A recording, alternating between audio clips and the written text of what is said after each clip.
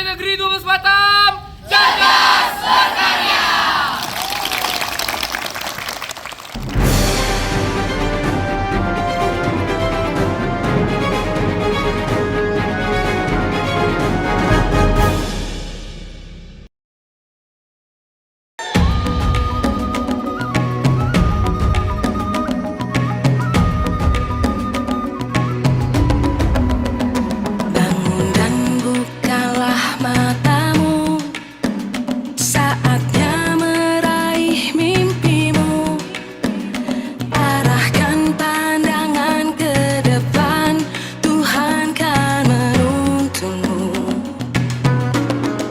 SMP Negeri 12 Batam telah mengemban program sekolah penggerak dan kurikulum Merdeka Belajar selama 3 tahun lebih.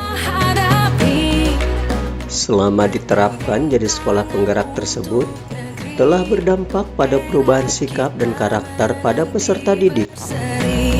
Sekolah ini telah berhasil meluluskan satu angkatan dari produk pembelajaran paradigma baru tersebut dengan capaian sangat memuaskan. Hal ini terbukti dari hasil rapot pendidikan diperoleh SMP Negeri 12 Batam di atas rata-rata nilai nasional.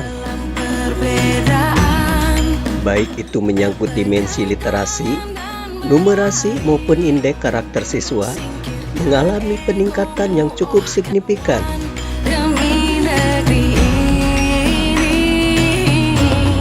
Begitu pula dari evaluasi dilakukan pihak Kemendikbud sendiri menunjukkan bahwa program sekolah penggerak dan kurikulum merdeka diterapkan di SMP Negeri 12 Batam ini telah membawa perubahan pada sikap siswa ke arah lebih baik lagi. Baik dari sisi perubahan karakter, prestasi siswa, kreativitas, maupun kemandirian.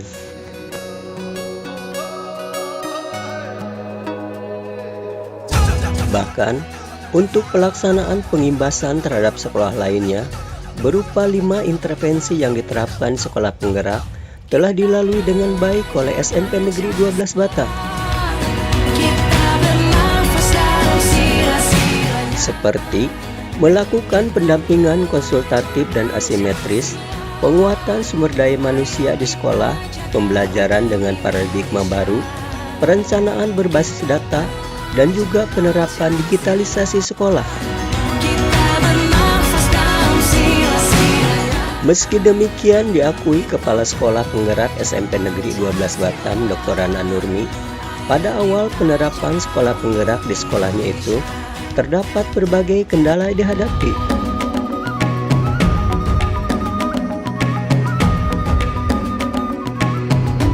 Terutama menyangkut penerapan kurikulum merdeka yang tidak memiliki panduan terhadap guru pembelajaran dari mulai RPP menjadi modul. Sama halnya menyangkut persediaan buku kurikulum Merdeka Belajar dan juga sarana lainnya yang saat itu sangat terbatas. Namun, seiring berjalannya waktu, penerapan sekolah penggerak di SMP Negeri 12 Batam ini mendapatkan berbagai pelatihan, baik itu melalui tim ahli, pelatihan yang dilakukan oleh Kemendikbud, maupun pelatihan diberikan oleh Dinas Pendidikan. Memang kita adalah salah satu sekolah dari 6 sekolah SMP, kita merupakan sekolah penggerak angkatan pertama. Tentu kendalanya banyak sekali. Di awal-awalnya kita memang tidak punya panduan. Ya, seperti apa sih masih bingung ya, kurikulum merdeka itu harus dibuat seperti apa. Kita mulai dari RPP menjadi modul, kita juga bingung modul itu apa. Ternyata sama ya, dan bagaimana seiring perjalanan waktu ya, setahun setelah itu kita banyak dapat pelatihan evaluasi, setelah itu dapat lagi pelatihan, baik itu melalui tim ahli dan juga melalui PMF. Kita terus menggali, akhirnya sampailah ke tahun ketiga dan alhamdulillah tahun tadi kita meluluskan anak. Jadi kendalanya banyak. Di mana kendala pertama itu kesiapan guru. Pada saat pertama kita menjadi sekolah penggerak itu yang dilatih hanya lebih kurang 10 guru per mapel. Sekolah penggerak, guru penggerak. Ya, mereka mengadakan IHT dan nanti dari kawan-kawan inilah nanti yang akan mengimbas lagi dengan kawan-kawan lain. Nah, bukan hanya itu saja, kendala bukunya juga, sarana prasarana dan juga siswa dan orang tua. Di awal-awal orang tua juga merasa kok ada anak kami nggak sekolah gitu.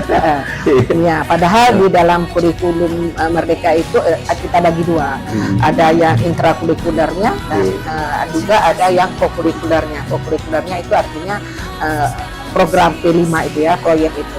Jadi mereka begitu kita SMP Negeri 12 ini ada beberapa hal yang untuk P5 ini bisa dilaksanakan. Kita ngambil yang per blok. Jadi kita per blok itu misalnya di bulan Januari itu kita mengambil 2 minggu. Anak-anak memang tidak belajar. Jadi orang tua banyak yang bertanya mau WA kita. Kok kayak main-main gitu kan? Kenapa anak saya nggak bawa buku? Kenapa anak saya begini ya? Walaupun sudah kita sosialisasikan kepada orang tua, kapan mau sosialisasikan baik melalui media. Kebetulan kita punya media, ya baik itu IG, FB kita sosialisasikan. Namun juga kita juga sosialisasikan pada saat kita bertemu dengan wali murid, ya pada saat penerimaan siswa baru itu kita sampaikan. Namun ya itu tadi yang namanya barang baru, ya semua kepengen seperti apa kendalanya. Jadi kendalanya dalam sarana kah atau gimana dalam SDM guru itu sendiri? Iya, SDM guru. Bukan sarana ya?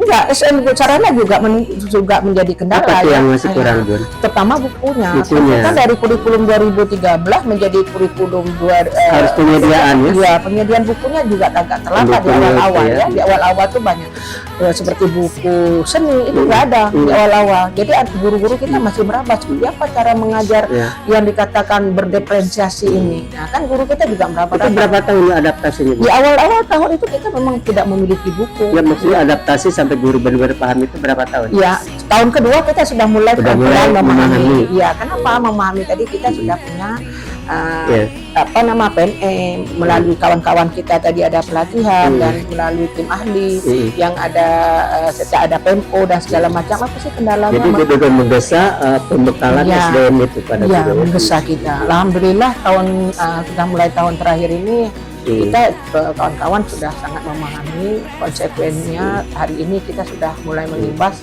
yang di-SK-kan oleh Pak Menteri itu 3 sekolah. Salah satunya adalah SMP 17, SMP 14 dan SMP 13 Galang Karas. Jadi kita sudah pengimbasan pengimbasan itu karena memang kewajiban sekolah penggerak di angkatan 1 itu ada MOU-nya dengan kementerian sebagai implementasinya itu kita harus memang mengimbas. Sedangkan SMP 12 ini dijadikan studi bandingnya dari daerah lain itu. Daerah mana aja pernah kita ke sini? Kalau studi banding kita bukan cukup banyak ya di awal-awal ya. Dari luar daerah tuh kita ya. Dari Sumatera Utara, Sumatera Selatan, bahkan dari negara daerah-daerah jajar jiran kita ini, kabupaten kota, hampir semua kabupaten itu ke sini ya. Dan insya Allah lagi tanggal 8 ini juga dari SMP 2 Bintan ke 12. Jadi mereka berbagi praktek baik ya, karena mereka di tahun pertama itu hanya Batam yang menjadi sekolah penggerak, sementara di daerah lain Provinsi Kepulauan Riau mereka baru melaksanakan sekolah penggerak di kabupaten lain itu di tahun kedua. Kalau melihat dari asesmen nasional ASN dilakukan, apa raport sekolah yang perlu? Apakah dapat nilai A, B, C itu kan? Pasti ada penilaiannya. Ya, ada penilaiannya. Memang di tahun penilaian asesmen ini tahun yang terakhir ini yang Bunda bilang tahun 2024 ini kita sudah dapat hasilnya secara umum kita semua sudah melampaui nasional secara umum ya. Nanti karena standar nasional ya. Iya, kita kan di atas itu ada yang di atas dan di bawah, rata di bawah. Kita di atas ya, rata-rata begitu. Baik numerasinya, literasinya itu kita sudah kalau ditanya warnanya kan ada warna merah, oranye, hijau gitu. Kita rata-rata hijau semua. Namun ada beberapa yang memang harus kita enggak ada kuning. Insyaallah alhamdulillah. Tapi ada yang harus kita tingkatkan. Hijau berarti bukan sempurna yang harus ada yang ditingkatkan. Itu kita di persoalan kondisi iklim sekolah ya.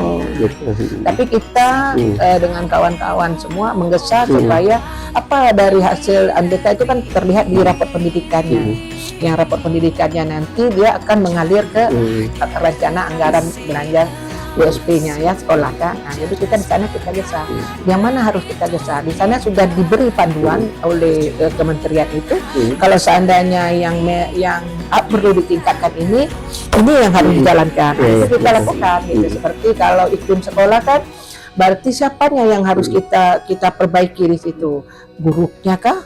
Lingkungan sekolahnya kah? Nah, ini harus kita. Maka kami kemarin mengadakan pelatihan, mengundang para narasumber, menghidupkan kembali ya kawan-kawan ini mungkin memperkuat lagi. Jadi begitu di dalam MDK itu. Jadi kita kalau literasi, numerasi, kita SMP 12 alhamdulillah bagus. Kalau melihat program apa sih yang menjadikan sekolah ini beda dari sekolah lain? Ada perbedaan nggak dari sekolah yang lain dengan 12? Iya, kalau di kurikulum Merdeka ini tidak ada sekolah yang sama, gitu ya, tidak ada. Ya, karena setiap sekolah memiliki geografis, ya, unggulan tersendiri. Ya, kalau kita apa nih unggulnya, Bu? Ya, kalau kita mengesat sebenarnya di bidang knowledge, tapi kan kurikulum Merdeka kan tidak itu lagi. Ya. Kita kalau sekarang 2013 memang knowledge-nya cukup luar biasa. Cukup luar biasa. Iya, kita selalu terbuka gitu. Kita open dengan orang tua ya. Saya ambil contoh salah satu dalam pembuatan tata tertib sekolah. Itu kita mengundang orang tua, sosialisasi dan memutuskan apa yang diinginkan tata tertib sekolah. Kenapa dibuat kesepakatan itu supaya nanti ketertiban yang ada di sekolah ini menjadi tanggung jawab bersama, bukan hanya kepala sekolah, bukan hanya guru, tapi seluruh wali murid juga ikut bertanggung jawab dengan ketertiban itu. Maka kita buat kesepakatan bersama. Nah, kalau sudah membuat kesepakatan bersama, berarti jika dilanggar tidak ada lagi orang tua yang merasa dia tidak dilibatkan. Apapun persoalan hari ini, sekecil apapun persoalan hari ini, kita selalu melibatkan orang tua dalam bentuk apapun, baik itu seni, olahraga, pembelajaran, itu kita libatkan. Contoh seperti kita membuat P5, proyek penguatan profil pelajar Pancasila, itu di dalam menentukan satu tema aja, tidak hanya guru yang kita libatkan, murid juga kita libatkan. Bagaimana kita tanya, maunya tahun ini apa? Nah, dengan orang tua juga kita libatkan. Contoh pada saat memberi penilaian yang diadakan kata Butitin tadi kan seperti dalam pemilihan pilkada, itu orang tua ikut hadir dan orang tua juga memilih calon untuk berarti kan dia ikut serta di dalam kegiatan-kegiatan yang kita buat. Jika dalam satu sekolah sudah melibatkan semua, itu menjadi tidak ada persoalan lagi karena tidak ada yang tidak tahu di sini. Nah, tidak ada yang tidak tahu. Dan ini kan kembali kepada ini aturan sekolah dan sanksi yang diberikan kepada siswa. Apalagi kita kan sekolah penggerak, ada ramah anak. Yes. Bagaimana menerapkan disiplin pada anak sementara sanksi itu nggak ada gitu, Bun, kita terapkan sejauh ini? Iya, memang di sekolah ramah anak itu tidak ada sanksi. Betul. Jika tidak disepakati orang tua, maka kita ajak orang tua duduk bersama. Berarti kita bikin sendiri ya? Ya, kita duduk bersama. Maunya sekolah ini dibawa kemana? Ya, dibawa kemana? Nakodanya ini adalah Sunda dan siapa penumpang ini harus sama segalanya. Maka begitu kita duduk bersama, bicarakan bersama dan orang tua juga ingin yang sama, ya selesai. Kalau mendisiplinkan siswa semacam apa, Bun? Kalau dia melakukan pelanggaran gitu.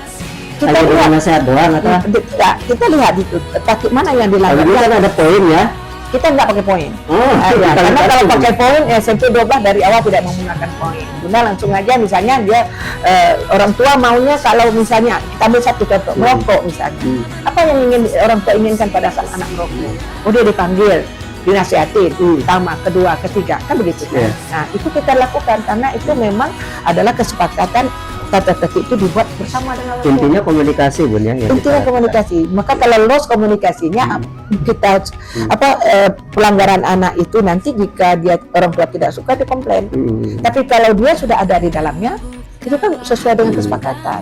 Namun Bunda kan sebagai pemangku kepentingan di sini dalam sekolah penggerak, apalagi kebijakan-kebijakan itu terlepas daripada Bunda yang men-settingkan.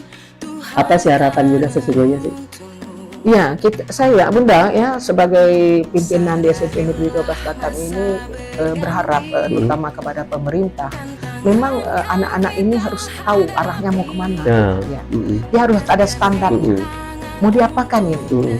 Ya, tak heran kalau kita lihat di jaringan sosial itu bahwa Indonesia ini semakin hari knowledge-nya semakin berada di bawah. Sehingga banyak beberapa negara kayaknya nggak mau nerima kita ya. Maka kita berharap dengan menteri yang baru ini ada perubahan apa yang ingin dibuat supaya inovasi, Bun, ya? Ya, supaya seimbang semuanya. Ya, ada yang dibuat sesuatu itu biar anak ini anak orang tua ayo senada yang sama. Apa yang mau diharapkan? Ya. Jangan artinya punya aturan gitu ya. Punya aturan. Ada pegangan bagi sekolah. Kalau misalnya dia ingin kembali ke UN, misalnya kata Pak Armen tadi, gimana kalau kembali ke UN? Ya kalau dia kembali ke UN, bukan UN-nya itu. UN-nya itu dikembalikan, tapi orang tuanya juga harus dikembalikan mindsetnya. Guru juga harus dikembalikan mindsetnya. Seluruhnya harus dikembalikan supaya UN yang diinginkan tadi misalnya sesuai. Kalau hanya UN saja diadakan, tapi orang tua masih hak seperti hari ini, ya, maka nilai UN itu percuma saja. Jadi kita sama-sama mengdesak biar anak kita ini punya standar. Maunya seperti apa? Kata Bu Ria tadi kan kalau dia karakter yang mana yang mau dibawa? Kalau di 6 tema di profil pelajar Pancasila itu bergotong royong. Apakah anak kita hari ini sudah tahu dia bergotong royong? Kalau dia ingin berpikiran kritis, seperti apa karakter berpikiran kritisnya? Kan kita tidak ada nominalnya, katanya yang ingin kita capai itu. Walaupun di dalam rapor itu terbunyi sudah sesuai dengan tidak sesuai itu ada bunyinya, tapi sesuainya seperti apa? Artinya ada nilai-nilai prestasi, ya, prestasi yang bersifat angka gitu. Ya, kurikulum merdeka bagus, tidak ada yang tidak bagus, tapi mungkin ada penyempurnaan yang tadinya kan menjadi evaluasi pemerintah ya, itu haknya pemerintah mengevaluasi ini. Kami apa yang diberikan itulah yang kami jalankan. Tapi kan tujuannya bagus kan Bu? Ya, kita berharap nanti ke depan memang sekolah ini punya nilai standarnya itu supaya ada anak itu punya daya saing gitu, daya saing. Ya seperti ada spirit berjuang ya, ada spiritnya, ada semangatnya ya. Kompetisi di situ. Ya, ada kompetisinya di situ. Ada apa itu ya? Kemauan dari bukan hanya dari anak, kemauan dari orang tua, gurunya juga ikut bersinergi bersama, karena sama-sama mendesak. Itu saya benar rasa tidak suatu hal yang salah gitu. Karena hari ini kalau kita lihat di lapangan di mana pekerja-pekerja itu jarang dia melihat karakternya, dia melihat hasil raportnya, hasil pencapaian akademiknya berapa gitu ya.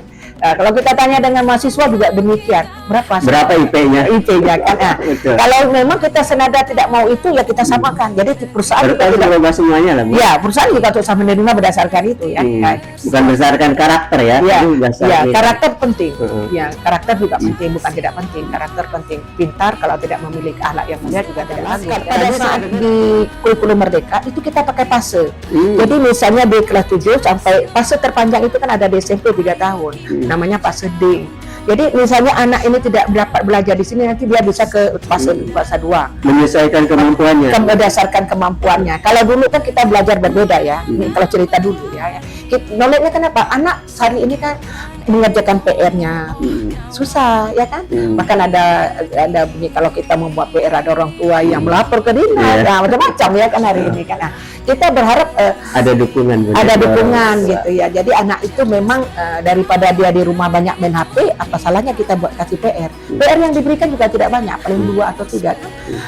Kalau kita lihat dari sistem pembelajaran itu kan kalau 40 menit di sekolah, berarti di rumah itu mungkin sekitar berapa menit dia menghabiskan waktu untuk mengisi PR itu. Nah, gitu. Artinya Bun, bahwa pendidikan itu bukan tanggung jawab guru sekolah, tapi tanggung jawab bersama. Tanggung jawab bersama guru dan masyarakat juga ya. Betul. Oke, terima kasih Bun atas infonya. Mudah-mudahan sekolah penggeraknya semakin maju dan SMP 12 makin ke depan. Assalamualaikum warahmatullahi wabarakatuh. Waalaikumsalam.